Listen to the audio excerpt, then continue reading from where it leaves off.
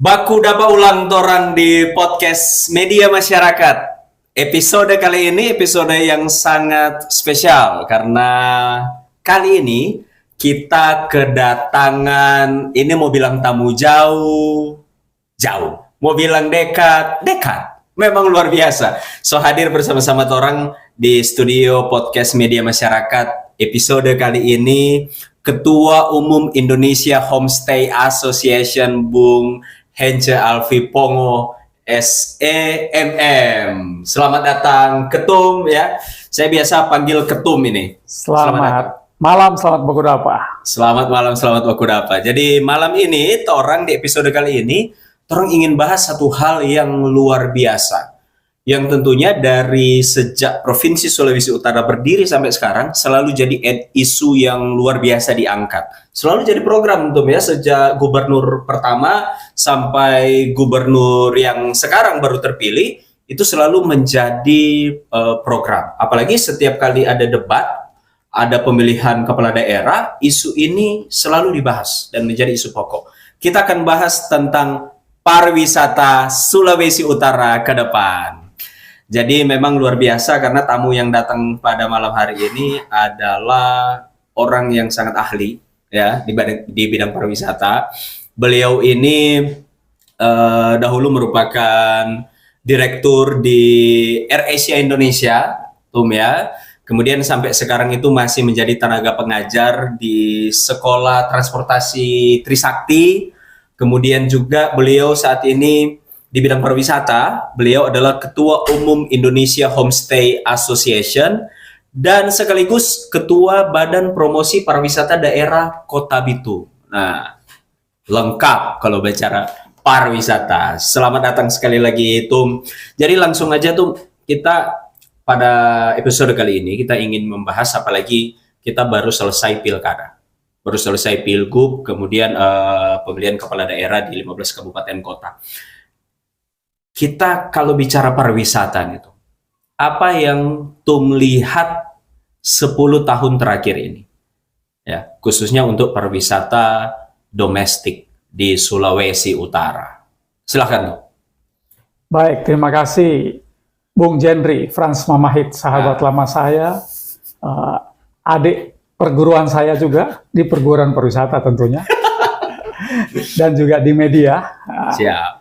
Ini sahabat, saudara, dan rekan ya sekerja saya yang sekarang sudah memiliki podcast media masyarakat ya yang luar biasa. Terima kasih atas undangannya pada malam hari ini sehingga kita boleh berdiskusi mengenai pariwisata.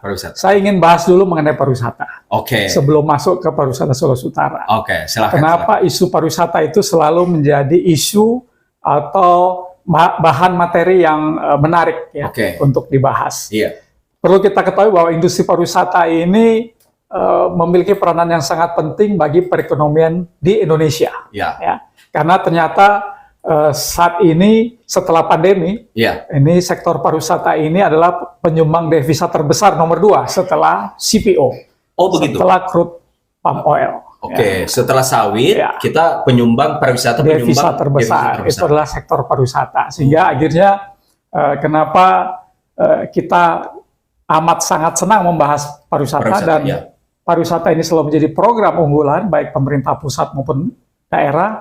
Salah satu penyebabnya atau latar belakangnya itu. Kemudian sektor pariwisata ini penyumbang terbesar sebenarnya untuk pertumbuhan ekonomi, khususnya dalam hal produk domestik bruto ya, PDB suatu negara dan juga wilayah, provinsi, kabupaten, dan kota. Jadi pertumbuhan ekonomi secara nasional itu penyumbang terbesarnya salah satunya adalah pariwisata. Sektor pariwisata. Jadi ini yang membuat akhirnya pariwisata itu menjadi memiliki daya tarik tersendiri dan dia memiliki dampak yang kita sebut trickle down effect kepada masyarakat ya. Apa itu? Untuk pertumbuhan masyarakat tentunya kalau bicara trickle down effect menciptakan lapangan kerja, kemudian menciptakan konsumsi, kemudian juga menggerakkan transportasi dan distribusi baik orang maupun barang ya.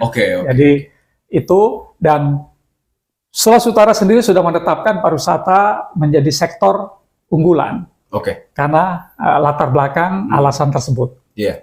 Jadi karena beberapa poin tadi, devisa terbesar, PDB terbesar, kemudian juga ada efek yang tadi ya, menciptakan lapangan pekerjaan dan lain-lain, maka pemerintah menetapkan itu sebagai sektor unggulan, khususnya untuk Sulawesi Utara. Ya. Tapi bagaimana 10 tahun ke belakang? Apakah kalau terkait Sulawesi Utara, dari awal pemerintahan gubernur, kalau kita lihat sejarah ke belakang adalah zaman Gubernur C.J. Rantung. Itu pariwisata Sulut sudah mulai di era tahun 1985. Ya. Dari 1985 sampai 1995. 95 betul. Ya. Dua periode ya. Dua periode itu disitulah asal muasal kebangkitan industri pariwisata di Sulawesi Utara, di mana kita bisa melihat pemerintah pusat membangun hotel bintang 5 pertama di Sulawesi Utara, yaitu Manado Beach Hotel. MBH Hotel yang betul. Sekarang jadi candi ya. Menjadi bagian dari sejarah sejarah pariwisata. Saya pernah lihat ada videonya kunjungan Ratu Wilhelmina dari Belanda, itu nginapnya di situ. Zaman Gubernur Mangindaan. Tahun 95. Setelah menginap di Tomohon Setelah menginap di Tomohon. Jadi itu yang luar biasa. Jadi itulah asal muasal sejarah kebangkitan pariwisata. Pembangunan pariwisata di Sulawesi Utara dan terus berlanjut ke era gubernur-gubernur selanjutnya ya. Paling fokus siapa setelah C.J. Rantung? Ya kalau kita lihat setelah Bapak C.J. Rantung, penggantinya adalah Bapak Mangindaan. Kemudian Bapak Haji Sondak. Di situ ada destinasi wisata unggulan Sulawesi Utara yang namanya Bukit Kasih ya. Oh iya, Bukit Kasih Kanonang, Kabupaten Minahasa, di mana di situ sebagai percontohan atau pariwisata religi ya, di mana semua bangunan ibadah lima agama resmi di Indonesia saat itu dibangun di situ sebagai perwujudan bahwa Sulawesi Utara ini daerah yang penuh dengan keberagaman tapi bertoleransi dan memiliki semangat perdamaian dan persatuan. Dan itu kan jadi percontohan nasional juga. Betul. Setelah itu kemudian banyak daerah-daerah lain yang menciptakan kawasan wisata religi. Contoh Bali kan. Bali dan tempat-tempat lain. Dan setelah Haji Sondak berarti itu kita masuk ke S.H. Sarundayang. Ya. Nah, di masa Gubernur S.H. Sarundayang, prestasi yang menonjol tentunya kita bisa lihat banyak event-event internasional yang diselenggarakan di Sulawesi Utara. CTI, WOC, betul. Itu kelas dunia yang dari banyak negara-negara sahabat itu datang ke Sulawesi Utara. Dan sampai sekarang masih ada di Manado kan? Sekretariat CTI, betul. Dan kita menikmati banyak hotel bintang 4 dan 5 yang kemudian dibangun di Sulawesi Utara ya. Ada Peninsula, ada Aston, Novotel, Aston, Swiss Bell dan berarti geliat pariwisatanya memang sangat terlihat jelas ketika zaman S.H. Sarundayang. Ya. Oke. Tapi setelah itu zaman Oli Dondo Kambe, ya kan, Gubernur Oli Dondo Kambe, terlihat bahwa memang event pariwisata internasional agak kurang, tapi ada peningkatan turis ya. Iya. Yang kita bisa nyatakan sebagai prestasi dari Gubernur Oli Dondo Kambe dalam 10 tahun kepemimpinan beliau terkait industri pariwisata adalah banyaknya wisatawan mancanegara yang masuk ke Sulawesi Utara, khususnya wisatawan dari Tiongkok ya. Dengan ada penerbangan langsung charter flight ya dari beberapa kota di Tiongkok yang langsung ke Manado. Itu bisa kita lihat memang signifikan pertumbuhan wisman kita, wisatawan mancanegara yang tertinggi itu kalau kita lihat data itu sampai di 2021 ya kalau nggak salah, itu sekitar ada sekian ratus ribu orang ya. Ya, kalau data terakhir Agustus 2024 itu 354.000 dari Tiongkok wisatawan ya. Kemudian ada peningkatan memang naik 69% dari tahun lalu memang. Ya. Dan kalau tidak salah pernah mencapai 1 juta wisatawan. Oke, 1 juta wisatawan mungkin itu akumulasinya ya. Akumulasi. Tapi kalau kita lihat data statistik pariwisata yang dikeluarkan secara resmi oleh BPS itu jumlah wisman itu tertinggi untuk kunjungan ke Sulawesi Utara di tahun 2019. 130.000 wisatawan mancanegara itu tertinggi ya. Dari sebelumnya 2018 itu sekitar 122.000. Jadi itu masa-masa puncak ya. Wisman itu terutama dari mainland China, dari Tiongkok daratan yang berkunjung ke Sulawesi Utara. Kalau kita review lagi nih, Tom, C.J. Rantung itu beliau meletakkan dasar. Ada hotel internasional pertama di Sulawesi Utara. Kemudian ada kunjungan Ratu Wilhelmina dari Belanda saat itu di zaman Mangindaan. Setelah itu kemudian kita tahu bersama bahwa zaman Aceh Sondak untuk pariwisata hanya ada pariwisata domestik yang dibangun lokasinya di Bukit Kasih Kanonang. Nanti ada perhatian untuk mengembangkan event-event internasional ada di zaman almarhum S. Hasarundayang kan 10 tahun. Nah, oleh Dondo Kambe mengambil kebijakan untuk mendatangkan turis langsung ke sini.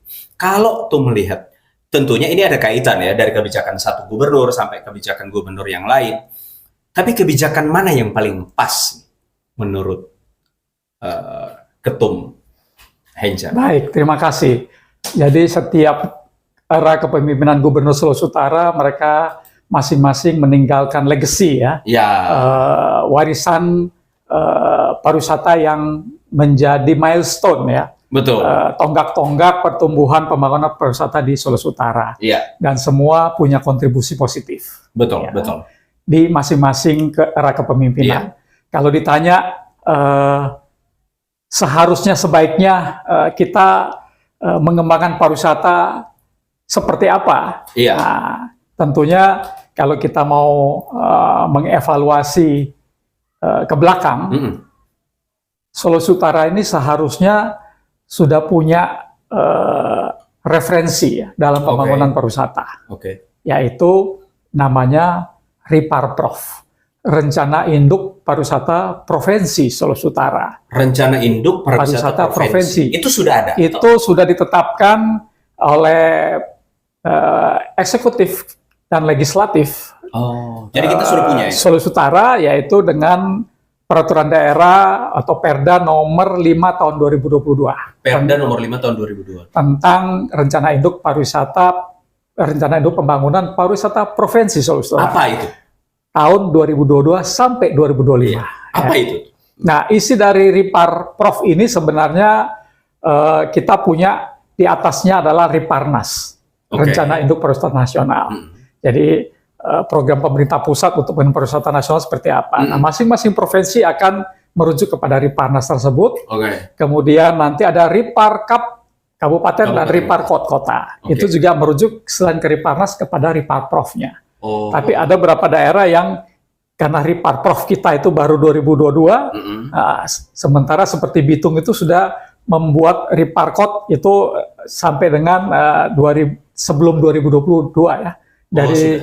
Sudah ada. Nah, artinya kalau Riparprov belum ada, mereka bisa menginduk kepada Riparnas. Nah, di dalam kalau kita baca di dalam Riparprov Sulut itu jelas tertulis ya. Visi kepariwisataan Sulawesi Utara ada di situ pasal 3. Apa itu? Itu kalau kita baca adalah terwujudnya pariwisata Sulawesi Utara yang berkarakter, berdaya saing, dan berkelanjutan serta mampu meningkatkan kesejahteraan masyarakat dalam rangka mewujudkan Sulut sebagai pintu gerbang Indonesia di kawasan Asia Pasifik. Itu visinya 2022 sampai 2025. Dan ini akan terus berlaku sampai Desember 2025. Jadi ini sudah ditetapkan, kemudian ini menjadi acuan untuk pemerintahan selanjutnya melaksanakan program. Bisa disesuaikan berarti dengan visi misi gubernur terpilih misalnya? Tentunya semua bisa disesuaikan dan nantinya akan menjadi PR buat gubernur dan wakil gubernur terpilih. Sudah mulai menyusun nanti di 2025 adalah Riparprov Sulut untuk 2026 sampai 2030 Nah, terkait itu nih tuh, terkait itu.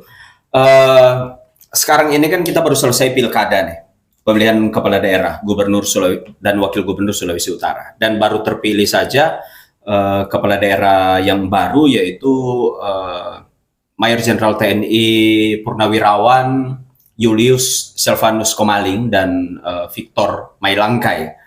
Kalau kita lihat visi misinya, di situ di visi misi nomor 2 nih, membangun perekonomian daerah yang kuat, berkeadilan sosial, dan berkelanjutan melalui pengembangan agribisnis, pariwisata, UMKM, ekonomi kreatif, berbasis green, blue, dan digital ekonomi.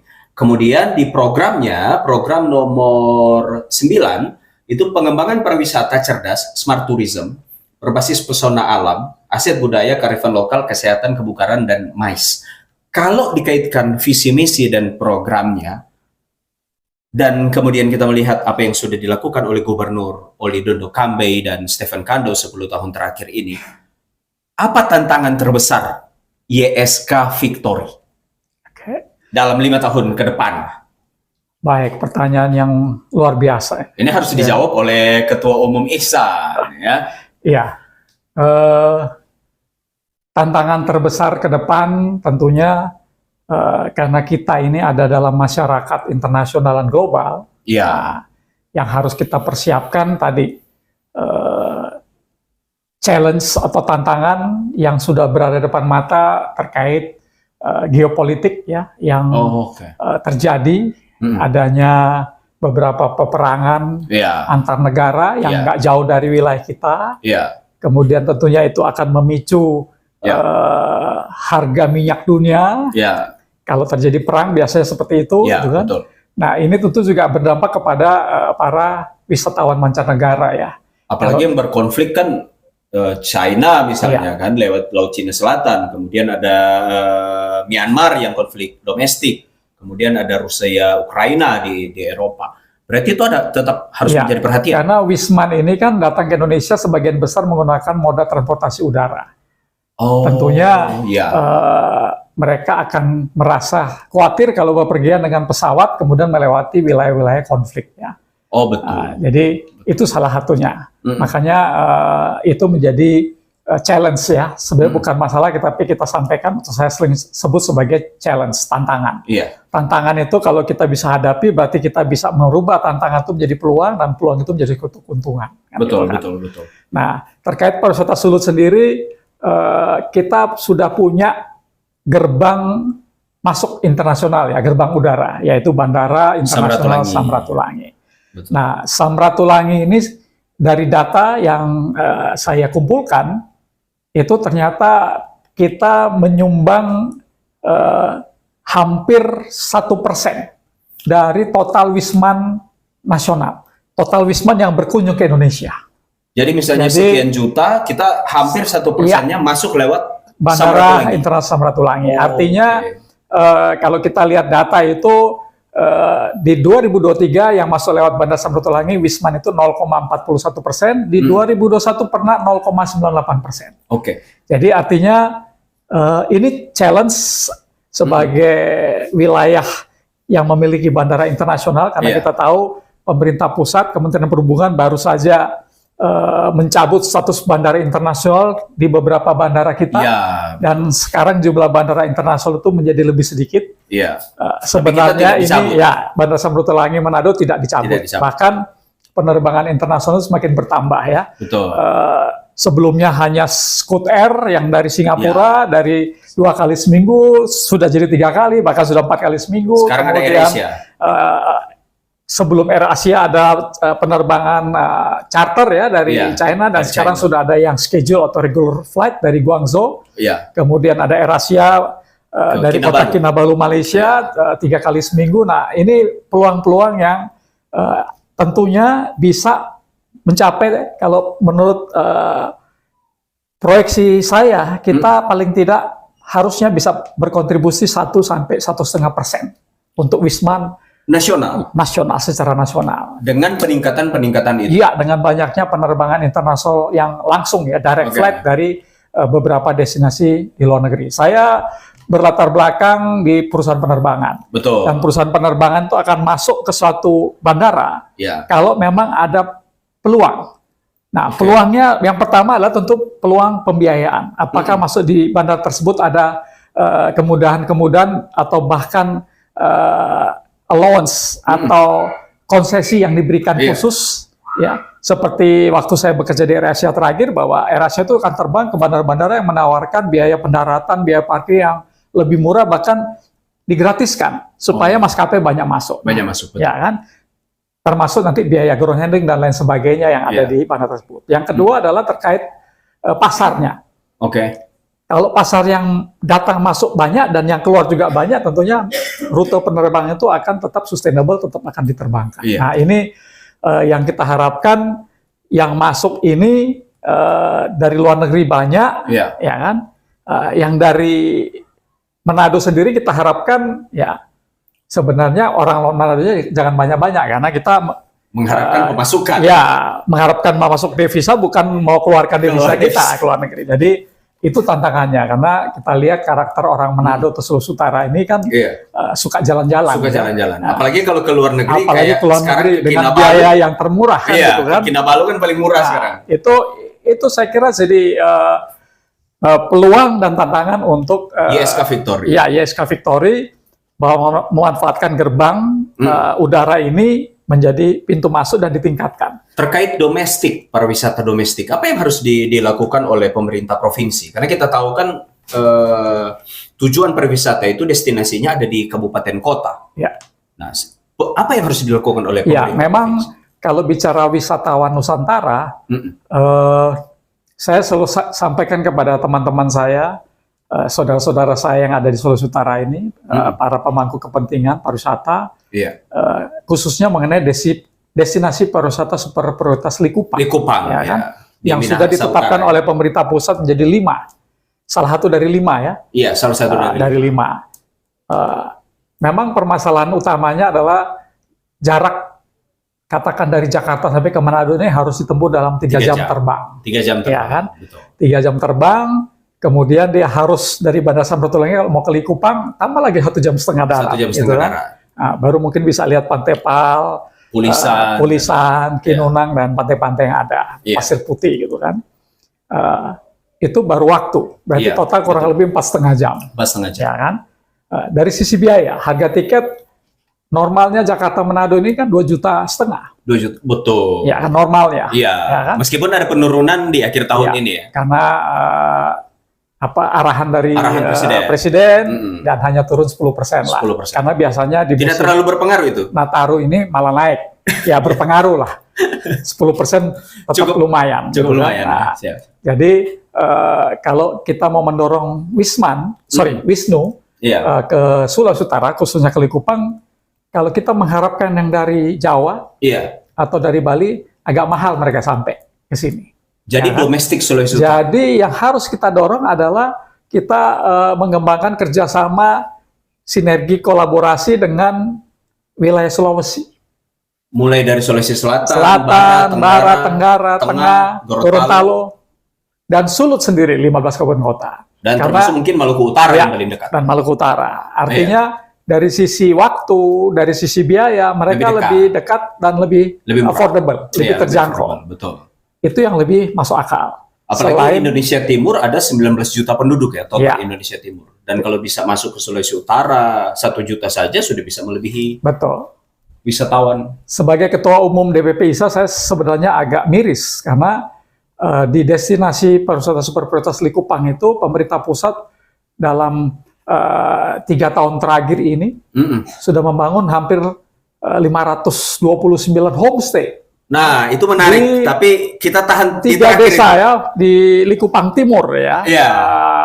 Marinso, Kinunang. Itu menarik dibahas tuh. Tapi saya ingin menyimpan itu di segmen terakhir karena itu nanti berkaitan dengan Indonesia Homestay ya. Indonesia Homestay. Tapi tadi